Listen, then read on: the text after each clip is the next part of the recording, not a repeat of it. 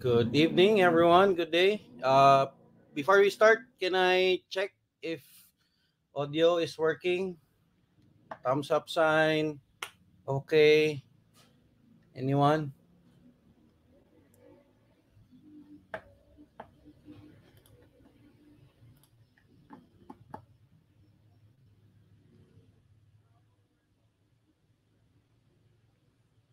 All right.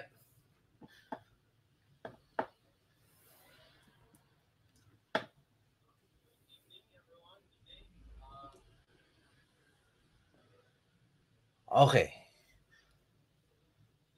All right. Good day, everyone. Good evening.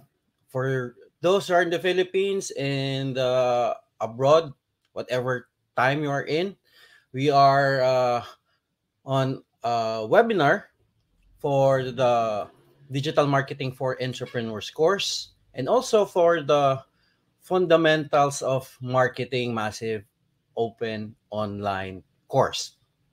So I decided to run this webinar video lecture about business administration, basically a mini MBA for you to contextualize where do marketing is within the context of a business so that you have a full grasp on how marketing works.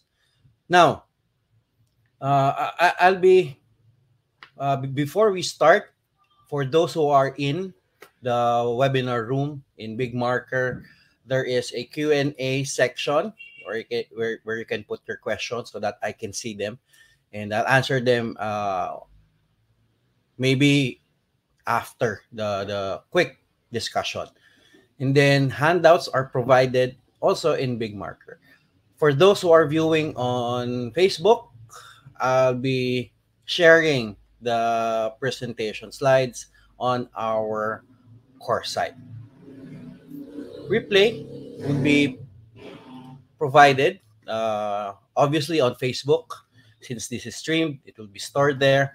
However, Facebook nowadays deletes video after some time, so I'll be posting the same video on YouTube for those who are wondering on the replay, since one asked about that.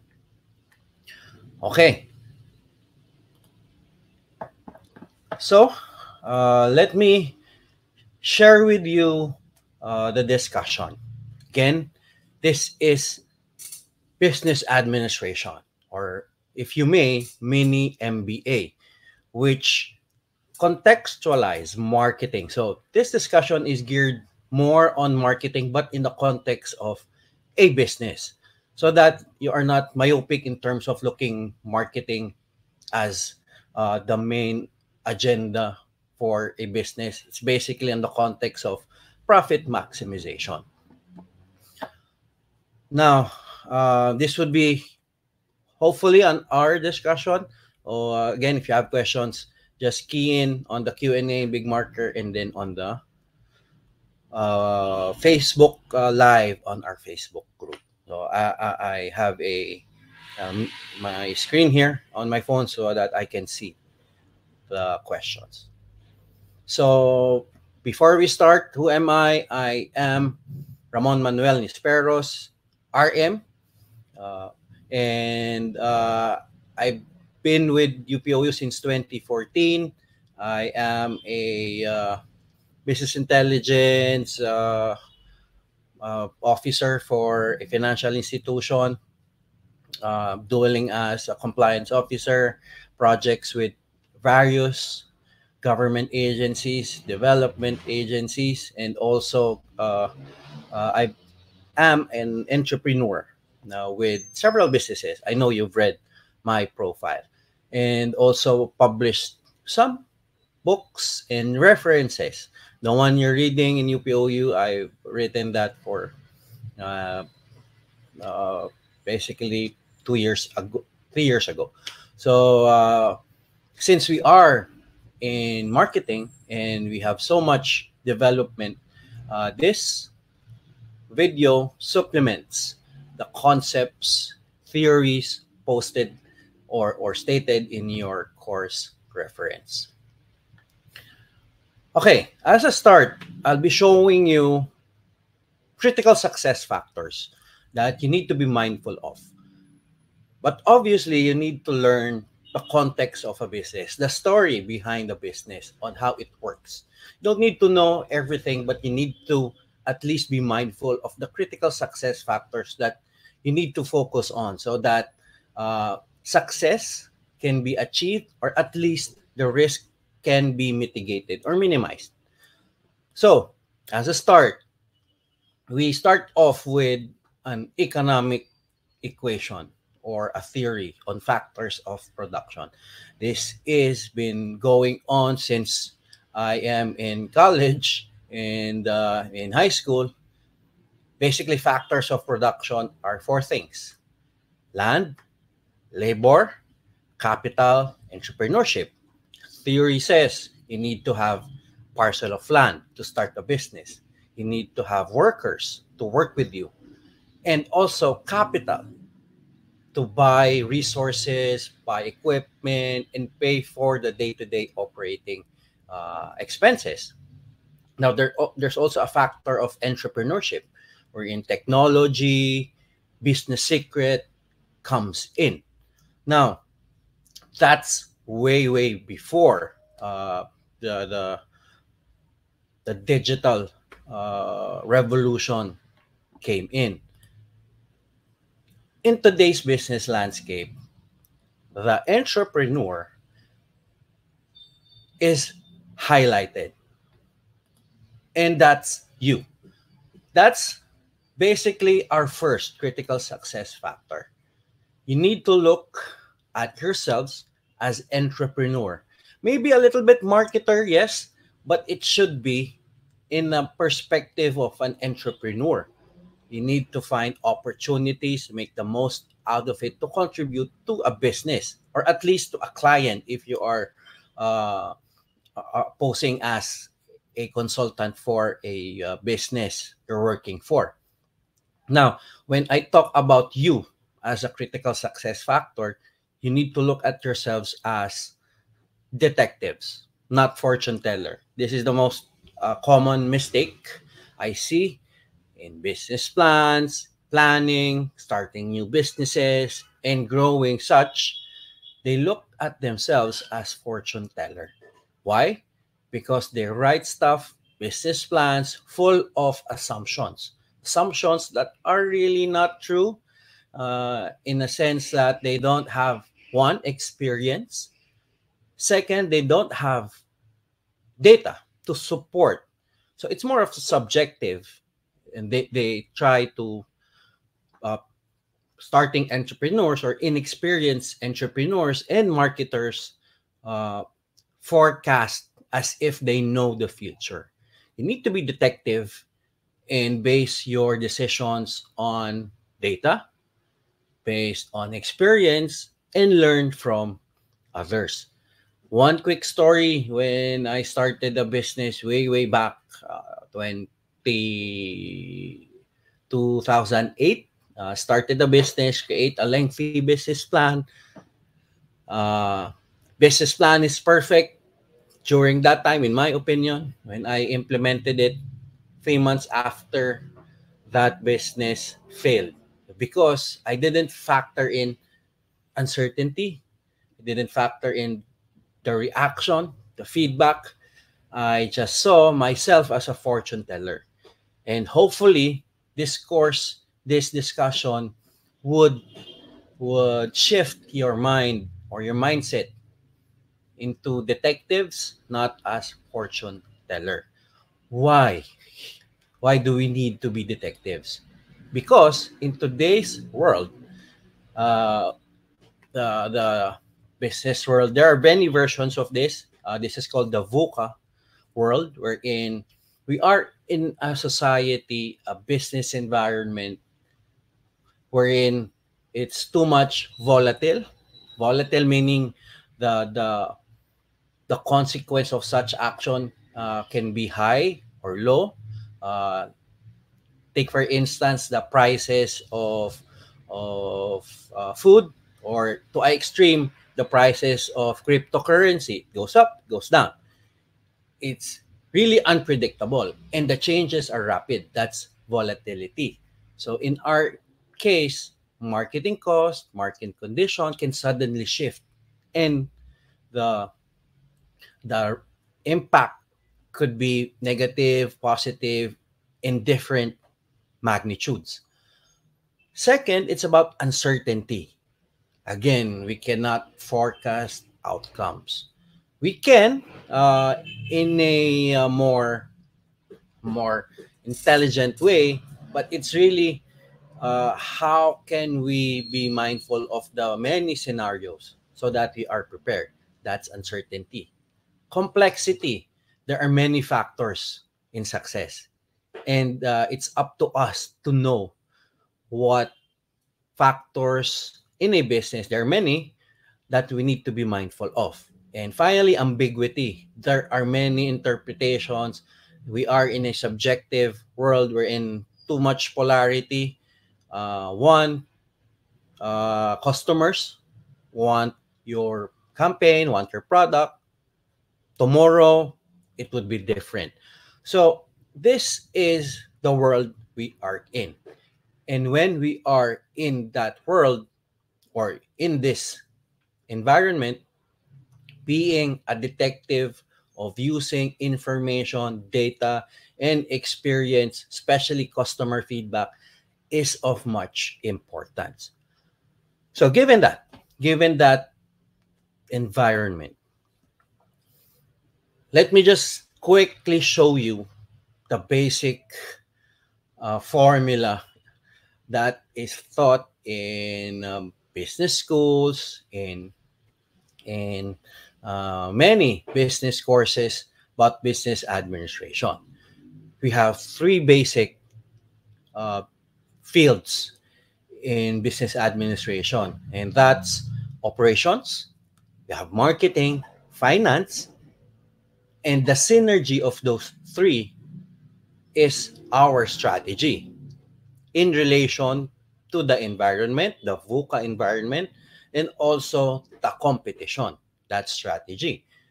And that should result into profit. And when we talk about profit, that's the main objective of a business, profit maximization. Now, many would react to this because profit can be in monetary, so pera. It could be social cost. It could be helping others. Depends on your definition of profit. But the default definition is basically money coming in your business, minus the cost, obviously. That's the profit. So this basically sums up what you would learn in in an MBA program. This is the main overarching framework that you need to be mindful of. We will touch on this basically four fields: the operations, marketing, finance, and strategy. But we would hone in on marketing a little bit later. So first, it's operations. When we talk about operations, um, minus the lengthy definition, it's simply value creation. What would you sell? That's basically the function of operations. So when you go to business schools, you would talk about the business infrastructure, meaning the structure of the business, how you would organize departments, how you organize people. This also involves product design and development. It's operations, though it overlaps with marketing a bit, but in terms of the designing, creation, and deployment, it's about uh, operations management. When we talk about services, process is highlighted, and designing optimization of such is a function of operations management. We have quality management, then supply chain, how we can flow in resources or inputs, process that, process those inputs and turn them into sellable and deliver that to your customers. That's basically supply chain management. How we can act or manage the flow of information, customer to your business or within your business. That's basically information technology. And finally, we have human resource management. These are some of the fields you'll be studying when we talk about operations management. It's what you would do as an organization to give benefit or to at least uh, produce the products and services you'll be offering to your target market. Operations or value creation answers the basic question: is it feasible? Can you possibly do such products or service? You have many specifications, and that specifications is the starting point in offering or at least developing products and services. Now, the second critical success factor in this is quality. In my experience teaching entrepreneurship, teaching new enterprises, starting ups, and consulting for businesses, is that they usually equate quality and price.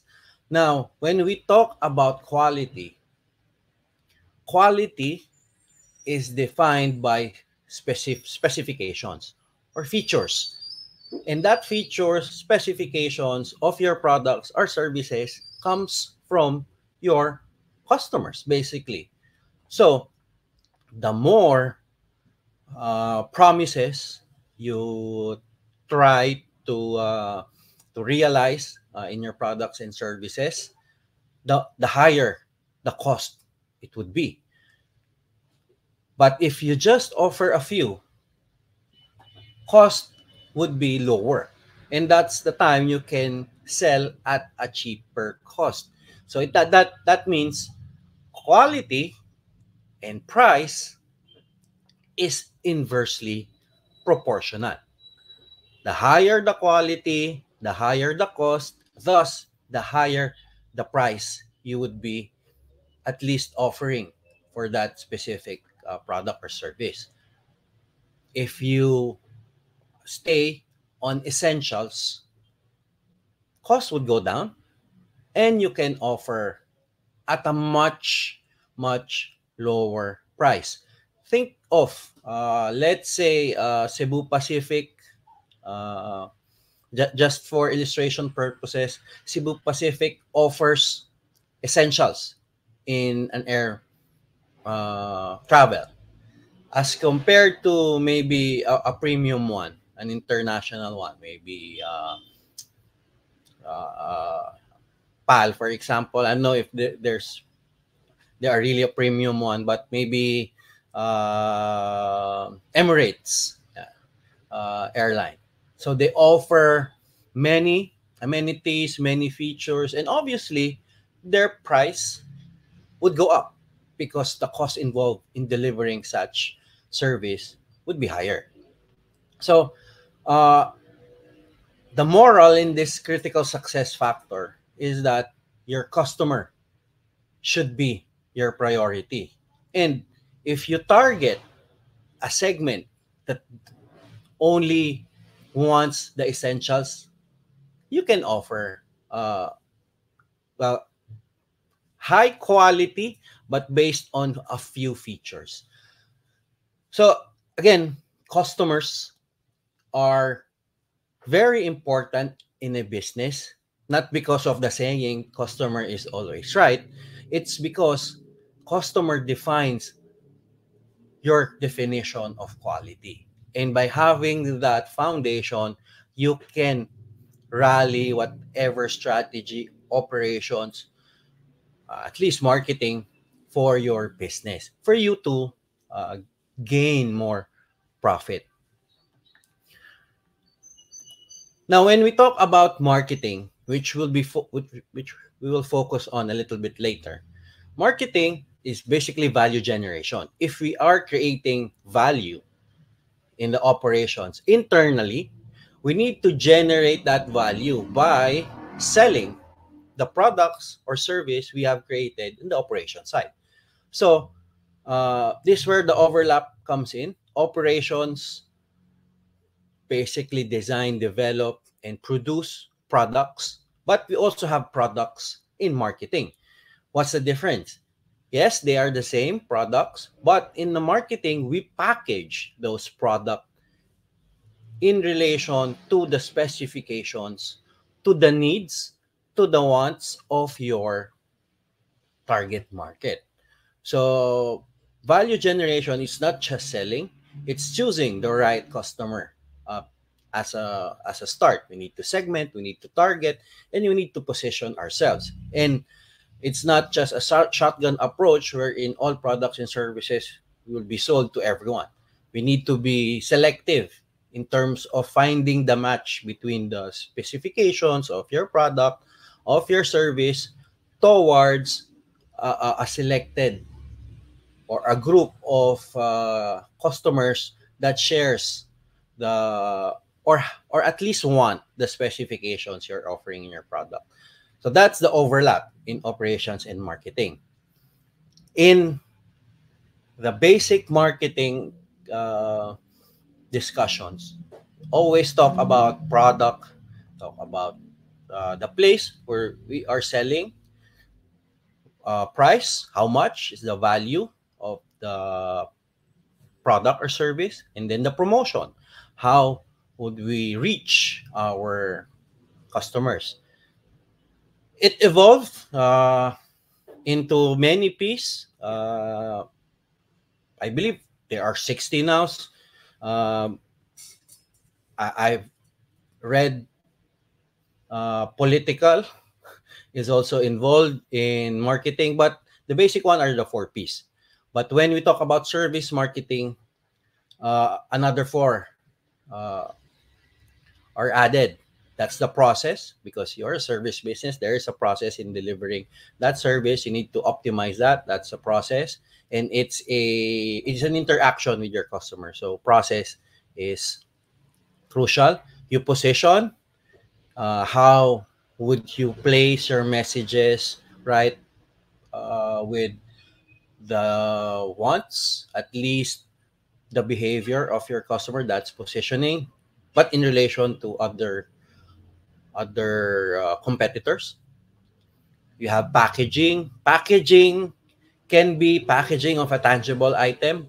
It can also mean ambience for a service. Like take for example, Starbucks in a typical uh, small coffee shop. So there is a packaging in terms of the service delivery channel. And when we talk about service, there's always people involved. Now there are other piece that you can look, you can research, personas principle, proof, personality, whatever piece you can think of.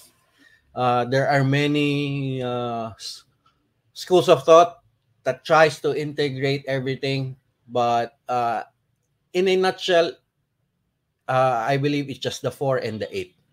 But the other piece depends on your business and the industry you are in. Now, when we talk about value generation, it's about answering the question: is it desirable, or the product you're selling is desirable? And that's a function of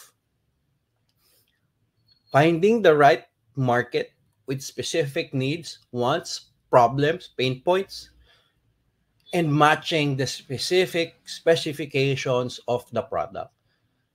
It's good when you started out by picking a customer segment, finding their needs, wants, problems, and then develop based on that. That's a good, that's the ideal. But in today's time, you just need to match, because you have a product to be sold or service to be sold, to be offered to your customers. You just need to select the right niche, the right segment, which will have the highest fit in terms of the needs and the wants and the offers and the specifications of your product. Now, in the concept of digital marketing, there is a discussion that all of the P's can be summarized by the SAVE acronym, which is solution in replacement of product or service. It's the people nowadays package products and services as solution to people's problems, which makes sense. Access is where they can access information, where they can access channels to buy. That's the access. Value, this value is in replacement of pricing or price, which uh, focus on the value pricing method. So they usually get the willingness to pay at least the value and then use that as a price point, not as the typical way of cost plus a markup. And then finally, when we talk about promotion, people nowadays factor in education, or sometimes this E stands for entertainment. That's why many businesses nowadays leverage on emotions of humor, laughter, or whatever emotion. That's basically uh, elicited from entertainment. Entertainment. So this can narrow down the many P's in the world into just a simple acronym for marketing, which is SAVE: solution, access, value, and education. That would be a more contemporary way to create your so-called 4 P's, right? So when we have that SAVE, for example, that's your ingredients for a good marketing campaign.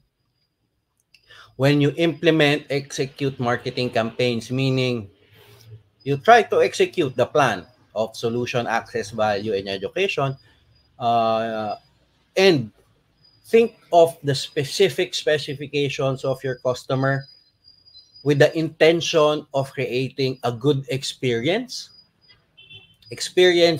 which will be the definition of our branding. Then that perception creates a demand of at least uh, being interested in the product or services you're selling. Uh, in the much advanced definition of demand, it's the actual purchase. Now, the critical success factor number 3, as I mentioned a while ago, quality and price is inversely proportional, meaning the higher the no the higher the price, the higher the cost, the higher the quality. Higher quality, higher price. Now, there is a concept wherein demand can be influenced by perceived quality. Meaning, when we put a certain brand to a product, it can command a higher price. So, example, a water bottle, generic, no label, can be sold as 10 pesos. When you'd be sold with a generic water bottle, no labels and all, just the clear bottle, uh, 25, 30 pesos, it's on the high side. Most of the time, you would not buy that because there is a 10 peso option, right?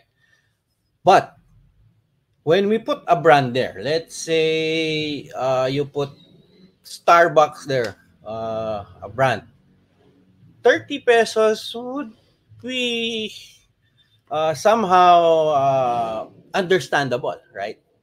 Or maybe a Coca-Cola or any known brand in the food beverage industry, a famous one, you put in their logo, the perceived quality is higher, but basically it's the same product. So the higher or low quality can be improved in terms of the perception by having a brand. And this branding is not created overnight. It's an intentional creation. Imagine a big electric fan slowly pushing until it would move in a fast way. And it's not instantly. Imagine the big electric fans in cathedrals. It's very heavy, and moving that manually would require so much time. So it's just like that. And if you're intentional in building that brand, it could or you could create a brand that has a monetary value on it. That's basically a hack in terms of creating a higher quality. Now, when we talk about finance, financial management, it's basically answers the question is the business of creating value and generating value from operations and marketing, is it viable? Are we gaining profit? Obviously, we need to know if the revenues we get would be higher than the cost, obviously, the expense, so that there is something left out for the business, for us, or for our clients' business. So it's about profit maximization. And topics that involve financial management, oops, where do we access the funds, or where would the funds come from, how would you plan, cash management, capital budgeting, financial analysis, and taxation. Basically, the boring stuff. But in our case, we focus on marketing. The one thing you should know about when we are making connections with regards to marketing and finance, what is the contribution margin? Meaning, what would be the additional profit of additional sales coming in from marketing? So that includes subtracting the marketing costs involved. So if I would illustrate the contribution margin, what is the cost to produce? Let's say a 100 peso water bottle. The cost to produce is maybe 40 pesos. So your markup is 60. However, you'd be spending 20 pesos per item in terms of advertising fees, platform fees, and other marketing related fees. So basically, the contribution margin is 40. So 40 cost plus the additional 20 marketing, you'd be left out with 40. That's 40 pesos, basically your contribution margin. And that margin should be used to divide the operations, oh no, the fixed cost, so that you would know how many items you need to sell for at least to break even. So that's one thing. And also, you need to be mindful of when we talk about marketing and finance, it's about knowing the customer acquisition costs and the return on investment in terms of specific campaigns that you are doing. But it's totally different for the digital marketing for entrepreneurs. There's a separate module on that. But for the fundamentals of marketing, it's more on the marketing concepts. At least you'll have some feel of the financial side. Now, going to the financial models, profit can be backtracked or reverse engineered by getting the revenue less the expense. Now, the profit would form part of the asset. Ito yung pag-aari ng negosyo. So the more profit we get year on year, month on month, it would add to uh, our what we own, basically, in form of cash. And that asset is broken down into no, that's not liability minus equity. It's plus liability and equity. What we own is basically explained by what we borrowed from others and what came out from our own pockets. That's liability plus equity. That's not subtraction. It's plus.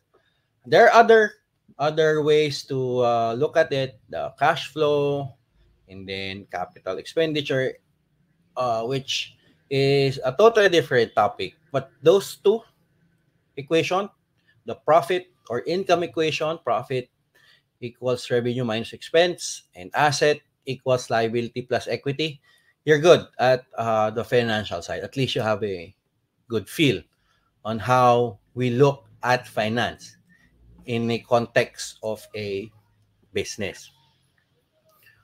Now,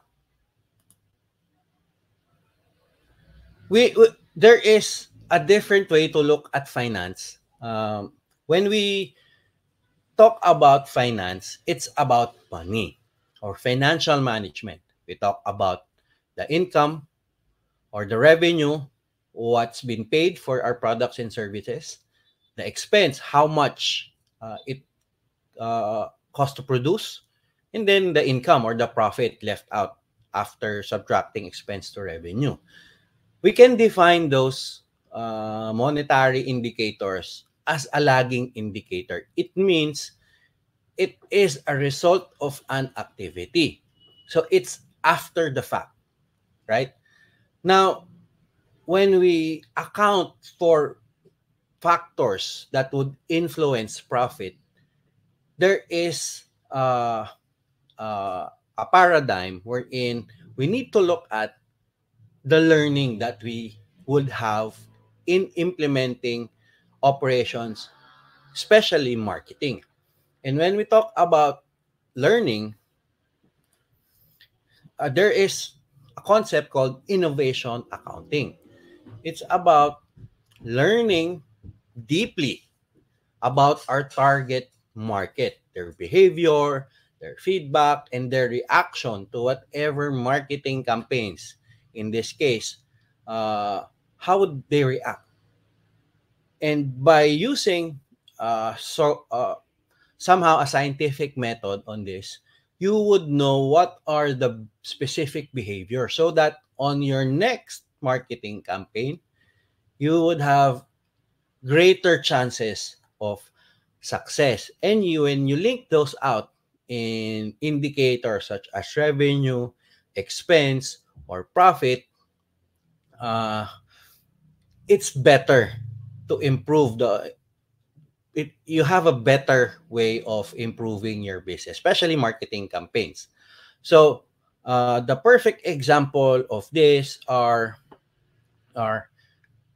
if you have limited budget, you try first, for example, social media. You try social media ads on Facebook uh, for the 1/3 of your marketing budget, another one for Google Ads, and another one for content marketing, for example. Those three, you have a specific target for a specific period of the campaign, let's say 1 month, and then you run those three out. And then after the 1 month period, you check on the numbers, and you would know which of those three contributed more revenue, incurred more cost, and greatly impacted the profitability of a business. So you would learn something. It's not just a blind implementation, whatever is in your business plan, marketing plan. You lead by the numbers. You are a detective by doing such. You would have notes, which we call innovation accounting. And that would be your guide in future marketing campaigns. And it can be linked out to revenues, expense, much more in profit. Now, when we look at those three, the operations, marketing, and finance, there is a bigger thing to consider, and that's strategy. When we talk about strategy, it's basically defined as a choice of the entrepreneur who owns the business or you as a marketer. So why choice?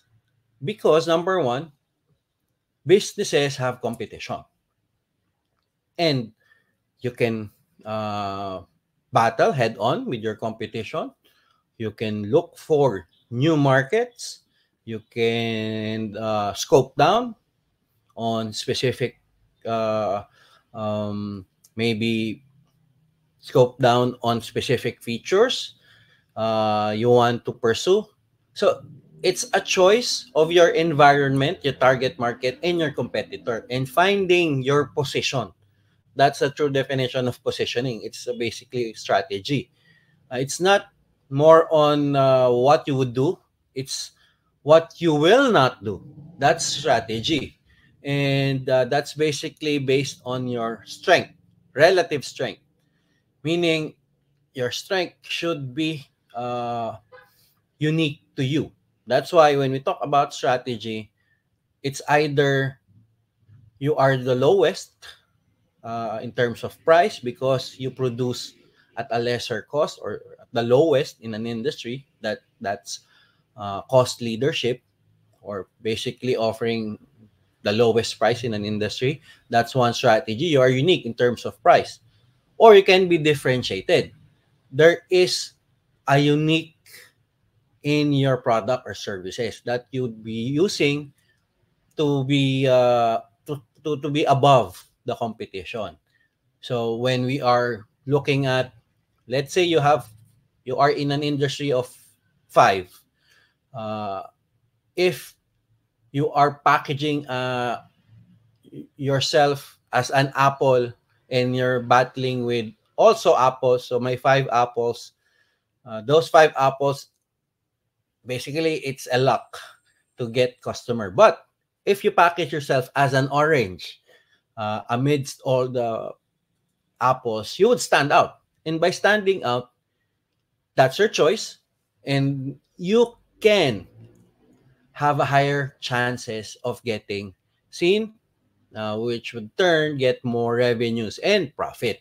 But that's not easy to do because you need to rally on that choice everything from operations, marketing, and finance.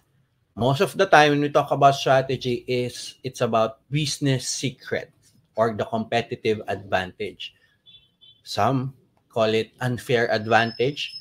Uh, the perfect example I always think when we talk about business secret is the KFC, the 11 herbs and spices that they have. They're the only one who have that basically on their gravy.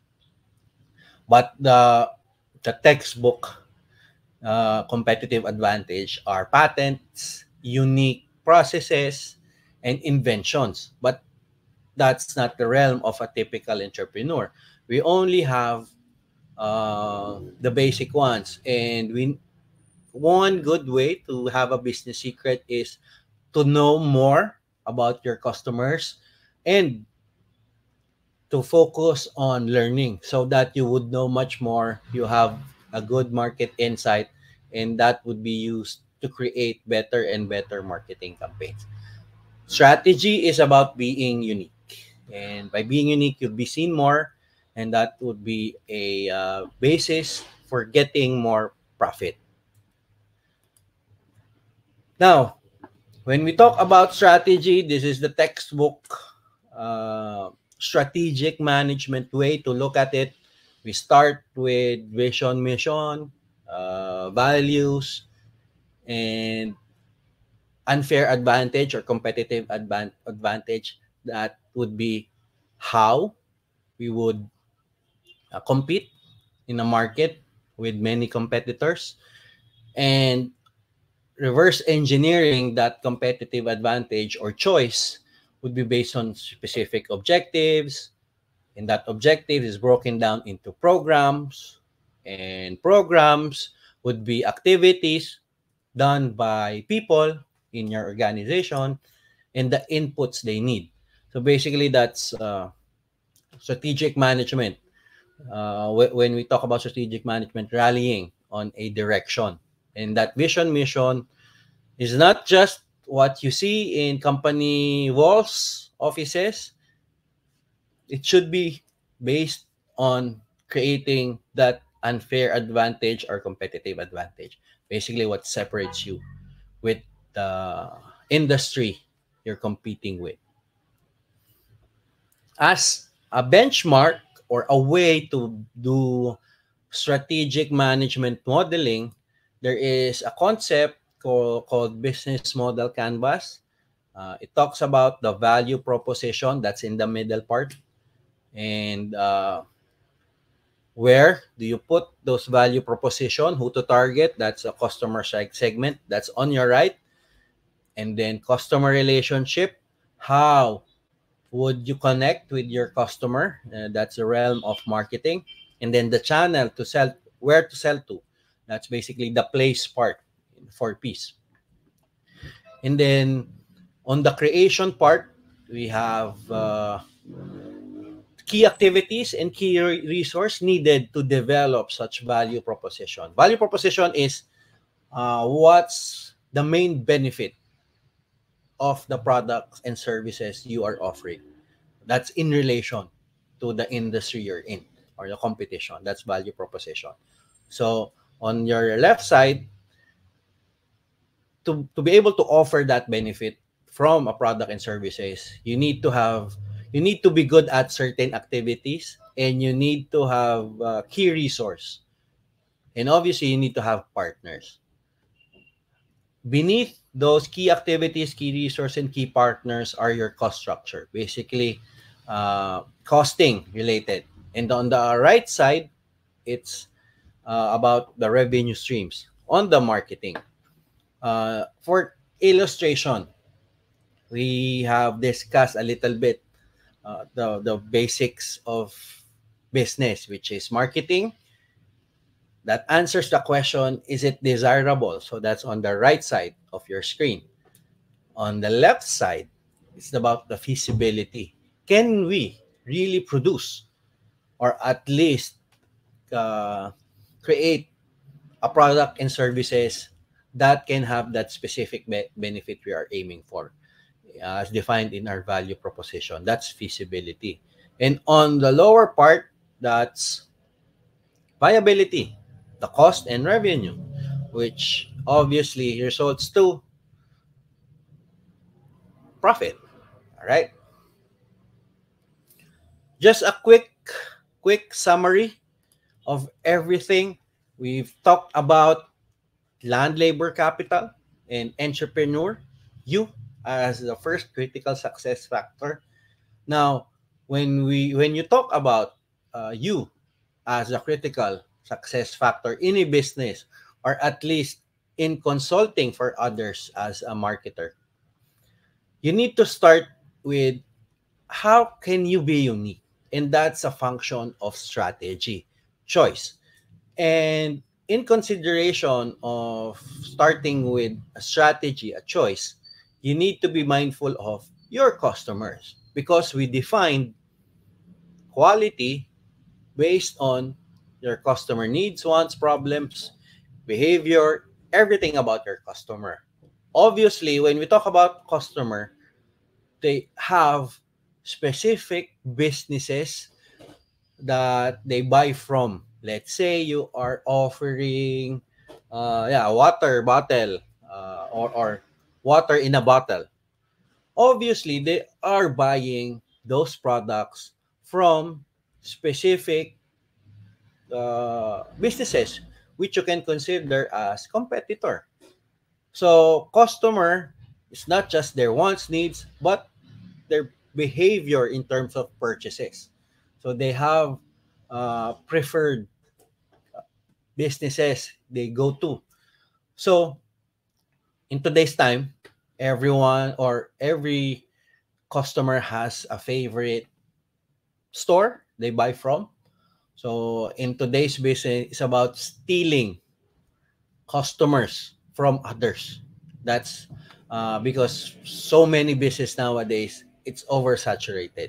And if we would not be relevant, if we would not be unique, it's we would have a lower chances of success. But we can, but it's better if we at least have a unique set of competitive advantage. Now, that choice should align or at least show in our value proposition, and that is a function of your value generation, which is marketing. It should show on your marketing campaigns, the messages, the recall of branding assets, the unique offers. That's value generation. Basically, is it unique? It should also be desirable because you have talked to your customers, you have data about your customers, their definition of quality. It should be desirable. Now, you need to know, is it feasible? Can you really produce that type of product? And that's a question about operations. And then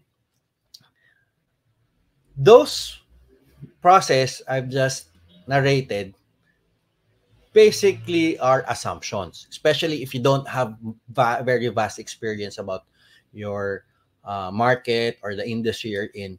Those are assumptions. You need to validate your claim, whether it's true or not. That's where learning comes in. This is where you conduct experiments, you conduct test runs so that you would know the the probability of success. At least if you are not successful in those experiments, you have idea, you have learned about your customers, that maybe you have assumed something and you need to go back to your drawing board.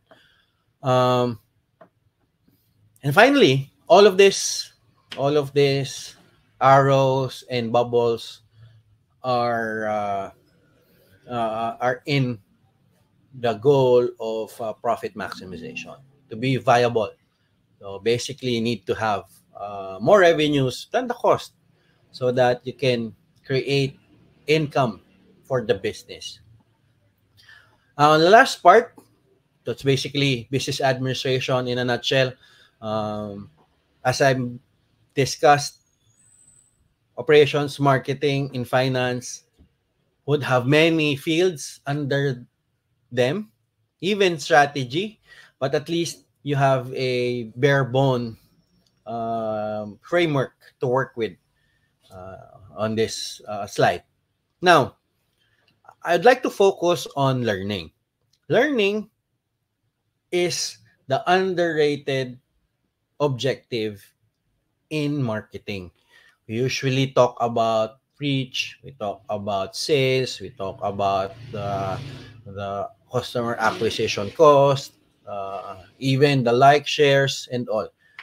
But at the very least, we need to look at them as just indicators of progress to know if we are successful or not in our campaigns. Why we need to look at those performance indicators? We need to learn if we are right on our question about desirability and at least uniqueness in the products and services we are selling. So, critical success number 4 is learning. I cannot emphasize this more. Learning is one way to create a competitive advantage if you don't have one. Especially for new businesses, you don't have competitive advantage, or you don't have the business secret, you don't have the unfair advantage, you don't have the inventions, the patent. The only thing you can start with is learning.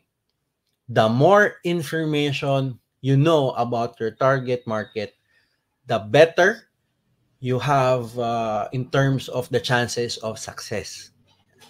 Now, this learning ties up our our mindset change of being detectives and not fortune teller. You need to create hypotheses. Usually, it's about testing the assumptions. I know it's very abstract now, but as you go along the course, you would learn how to do this quickly. You build experiments, you measure result, and then learn and improve. At least iterate. Now, how do you do that? It's about the typical design and testing uh, levers. You ideate, you have an idea, you research, get market insight, and then create a campaign. Now, it's not just creating a campaign, but doing your advertising on Facebook, posting on Facebook, creating articles for your websites, or whatever marketing you can think of. It's not just that. You need to hypothesize. Meaning, if I make this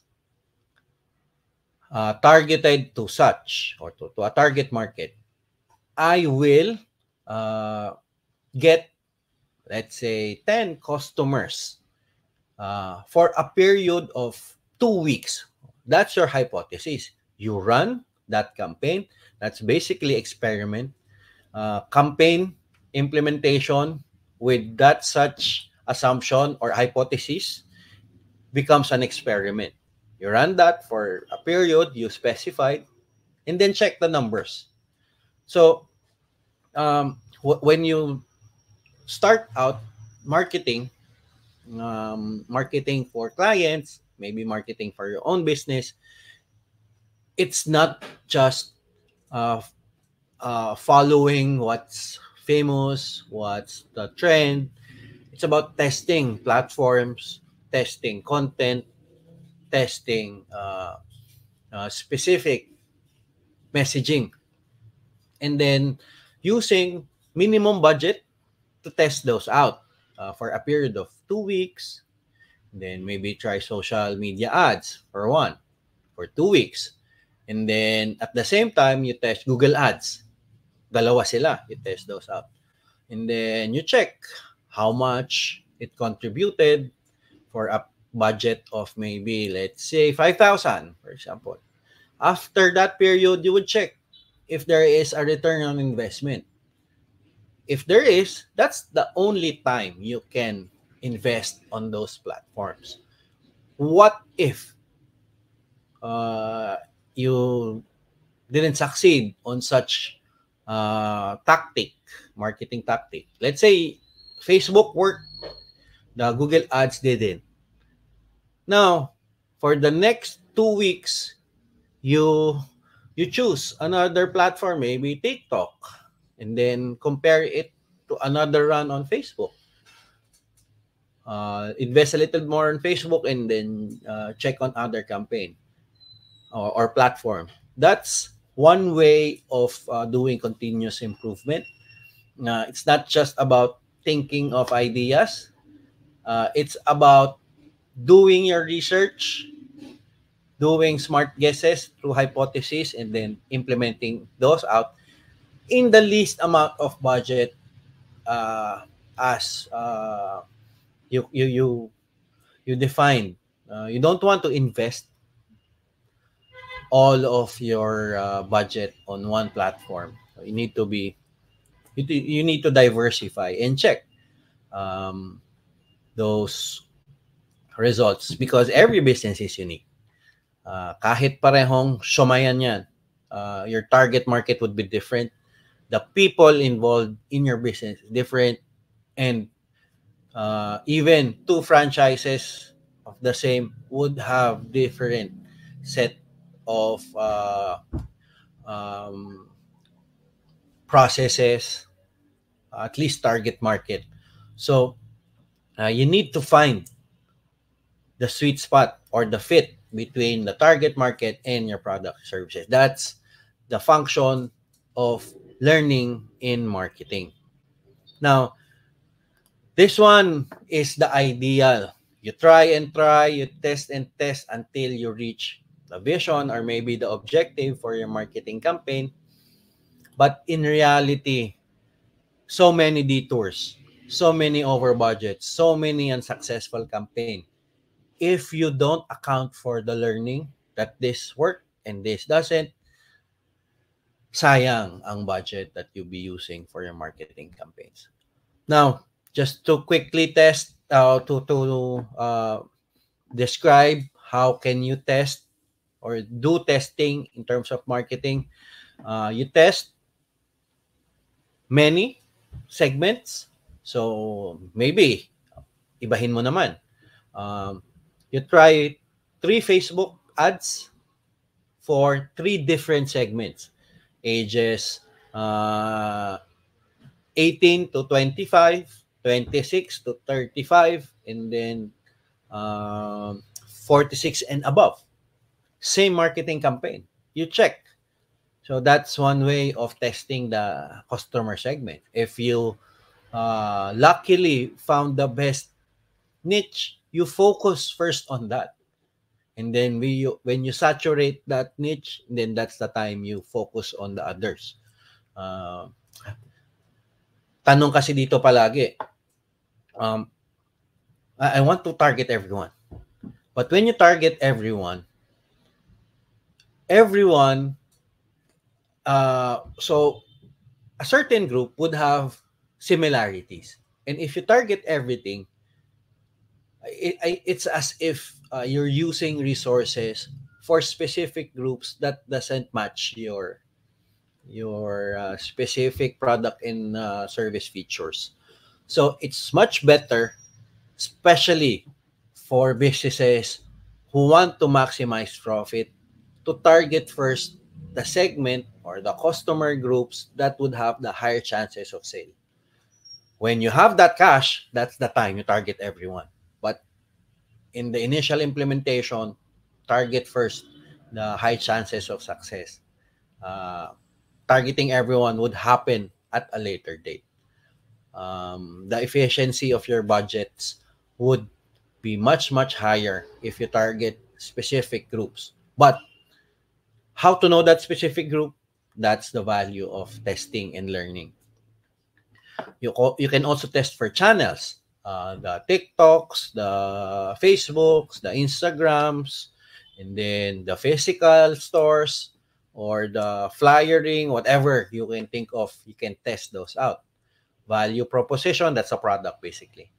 Relationship, is it high conversation or through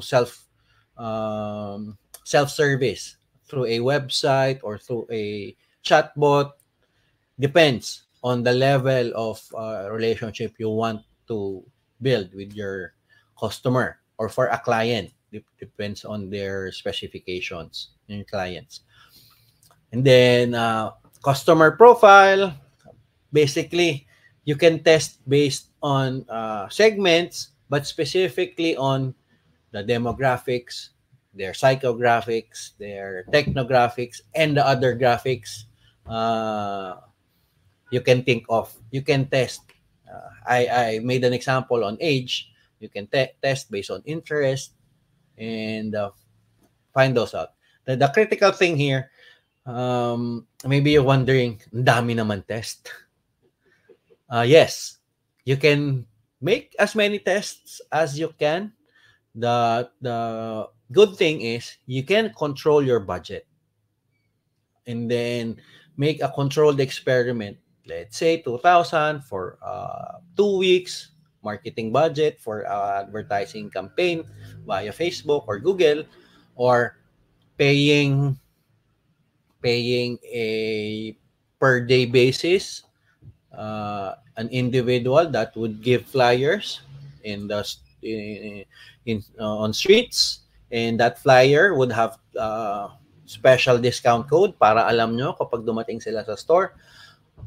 You can test those out and you can scope down so that you can check the numbers after and then compare and contrast with the other many campaigns you can think of. It's better, since you are uncertain, testing rules, you think big, but you start small and act fast. Uh, in execution, you go cheap first at the beginning because you are uncertain on the result. And then based on your gut feel, based on the trends, you can look at that, or what the closest competitor you can research from, what's working for them. You can try those out. Those are good starting points. But again, you need to experiment on that because, as I mentioned, your business or your client's business are unique. So as you go along, you would have more information, you more learn about your customers. Uncertainty would definitely go down, and that's the time you slowly invest until you create a cash cow, your go-to marketing campaign that would generate value continuously for your business or for a client. Um, Last two slides. Um, okay. Quick experiments. How can you test? Um, I'll narrow on marketing campaigns. So, in terms of marketing campaigns, how can you find good uh, market insights, good ideas? You basically ask the customers of your business, what are your needs? What are your wants? What are your problems in purchasing similar product or service? And then that feedback can be used to create campaigns, create messages, create content. Ask them, where do you usually hang out? In a store, on Facebook, on social media, whatever they hang out. You use that information and build specific campaigns for that. That's a good experiment and a way to do market research. Now, some quick experiments. Online ad. I'll be sharing a book about this, but after the course. So online ads you can use. This is a good way to test your marketing campaign. Let's say you'll be selling water, uh, bottles of water, and then you hypothesize that this would be good for a specific target market. Let's say interest on sports, ages 25 to 35, with specific interests. You can test those out in Facebook ads and Google ads for a fee. Let's say for a budget, rather. Let's say for 2,000, you run the campaign and then check if that gained, let's say, 500 orders from your store, uh, and that would pay for the 2,000 marketing budget. It's worth investing your marketing budget too. There are many online advertising platforms. The most famous one, Google, Facebook, Meta, and the TikToks. You can also, it's not just online. You can print out flyers and use that to check the feedback immediately. That's what we call paper prototype. You use flyers, but the the the bad thing in giving flyers, giving brochures, is that you just give those out. You don't ask their feedback. At least you ask out some, so that you would get um, feedback to work on your marketing campaign, the next one.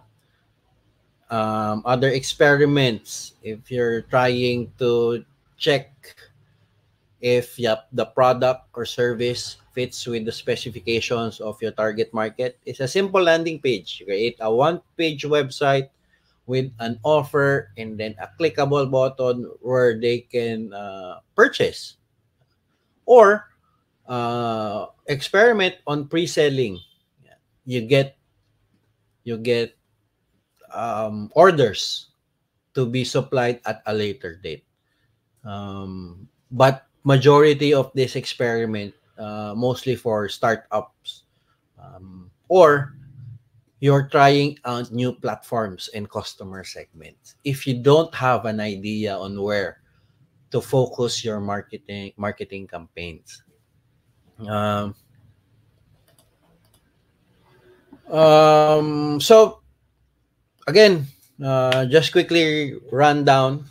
We have the mini MBA, bare bones frameworks on the context of marketing in a business, and a little bit on marketing, focusing on the learning component, which is a good foundation in marketing your business or marketing for a client as a marketer. Questions I see on our Q&A section here on the webinar platform. Hans, it's on the Q&A. I don't know the handout section here. In your, if you're looking at a screen, a desktop screen, it's on the tab right next to the Q&A. Yeah. And yeah. So yeah, I saw a question. Yeah. Yeah. If you have questions, feel free to post. Yeah.